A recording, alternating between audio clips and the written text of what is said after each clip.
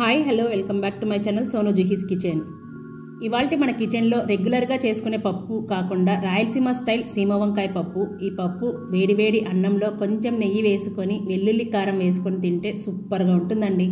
చెప్తుంటే నోట్లో నీళ్లు ఊరుతున్నాయి కదా. అయితే తప్పకుండా మీరు కూడా ట్రై చేసి ఎలా కుదిరిందో కామెంట్లో షేర్ చేయండి. చాలా అంటే చాలా బాగుంటుంది. సో మరి లేట్ చేయకుండా వీడియోలోకి వెళ్ళిపోదాం. ముందుగా పులుపు కోసం చిన్న నిమ్మకాయ సైజు చింతపండును నానబెట్టుకుందాం. పప్పులో చింతపండు పులుసు వేసుకోవడం వలన టేస్ట్ అనేది ఇంకొంచెం రుచిని పెంచుతుంది.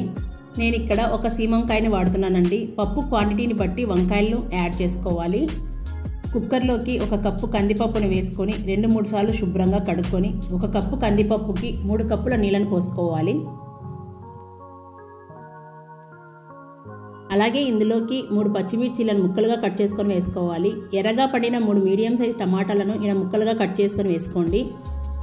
సీమ వంకాయని పైన తొక్కును తీసేసి ఇలా చిన్న ముక్కలుగా కట్ చేసుకొని వేసుకోవాలి. ఇప్పుడు ఇందులో 1/2 టీ స్పూన్ పసుపు, 1 టీ స్పూన్ కారం, 2 రెమ్మల కరివేపాకు, కాస్తంత ఆయిల్ని వేసి మూత పెట్టి 4 విజిల్స్ వచ్చేంత వరకు ఉడికించుకోవాలి. ఆల్రెడీ పచ్చిమిర్చిని వేసాం కాబట్టి మీరు తినే కారాన్ని బట్టి కారాన్ని యాడ్ చేసుకోండి. ఈ సీమ వంకాయ పప్పు చేసుకునేటప్పుడు వెల్లుల్లి కారం, మామిడికాయ ఊరగాయ, అలాగే టమాటా ఊరగాయ ఉన్న చాలా అంటే చాలా బాగుంటుంది.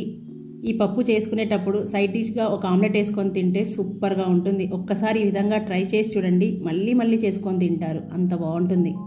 ఇప్పుడు విజిల్ పూర్తిగా పోయిన తర్వాత మూత తీసి చూపిస్తున్నాను. చూసారా పప్పు ఎంత మెత్తగా ఉడికిపోయిందో. ఇప్పుడు రుచికి సరిపడా ఉప్పుని వేసుకొని పప్పుని మెత్తగా మెదుపుకోవాలి. ఒకవేళ పప్పు మెత్తగా ఉడకలేదనుకోండి, మరో విజిల్ని పెట్టి ఉడికించుకోండి. ఇలా పప్పును మెదుపుకున్న తర్వాత ముందుగా నానబెట్టి పెట్టుకున్న చింతపండు రసాన్ని వేసి మొత్తం ఒకసారి కలుపుకొని ఫ్లేమ్ని మీడియం ఫ్లేమ్లో పెట్టుకొని పప్పుని మరోసారి ఉడికించుకోవాలి. ఎందుకంటే చింతపండు రసాన్ని వేసాము కాబట్టి మరోసారి ఉడికించుకోవాలి. ఇప్పుడు తాలింపు కోసం చిన్న కడాయిని పెట్టుకొని 2 టేబుల్ స్పూన్ ఆయిల్ని వేసి ఆయిల్ వేడయ్యాక 7-8 వెల్లుల్లి రెమ్మలు పచ్చాగా దంచి వేసుకోవాలి. 1/2 టీ స్పూన్ ఆవాలు, 1/2 టీ స్పూన్ జీలకర్ర, మీడియం సైజు సన్నగా పొడవుగా కట్ చేసుకున్న ఉల్లిపాయ ముక్కలు ఇవన్నీ వేసి కాస్తంత వేగిన తర్వాత 4 ఎండుమిరపకాయలు ఇలా తుంచి వేసుకోండి. అలాగే 2 రెమ్మల కరివేపాకును వేసి పోపు మొత్తం పచ్చివాసన పోయి ఎర్రగా వేగిపోవాలి. అప్పుడే పప్పు టేస్ట్ అనేది చాలా బాగుంటుంది. ఈ విధంగా వేగిన తర్వాత చివరగా చిటికెడు ఇంగువని వేసుకొని మొత్తం ఒకసారి కలుపుకొని స్టవ్ ఆఫ్ చేయండి. మీకు ఇంగువ ఫ్లేవర్ నచ్చకపోతే స్కిప్ చేయండి. కానీ పప్పులో ఇంగువ వేసుకోవడం వలన పప్పు అనేది అరోమా చాలా బాగుంటుంది. ఇప్పుడు పప్పు మరో పక్కన ఉడికించుకుంటున్నాం కదా, అందులోకి చింతపండు రసాన్ని వేసాను కాబట్టి ఇప్పుడు ఇలా ఉడుకుతున్న పప్పులోకి తాలింపును ఇందులో వేసుకొని మొత్తం ఒకసారి కలుపుకొని స్టవ్ ఆఫ్ చేసుకోవడమే. మీరు కావాలంటే ఫ్లేవర్ కోసం కొత్తిమీరను వేసుకున్నా బాగుంటుంది. ఇలా సీమ వంకాయతో పప్పు చేయకపోతే తప్పకుండా వెంటనే ఈ విధంగా ట్రై చేయండి, మీకు చాలా బాగా నచ్చుతుంది. టేస్ట్ అయితే సూపర్ ఫ్రెండ్స్.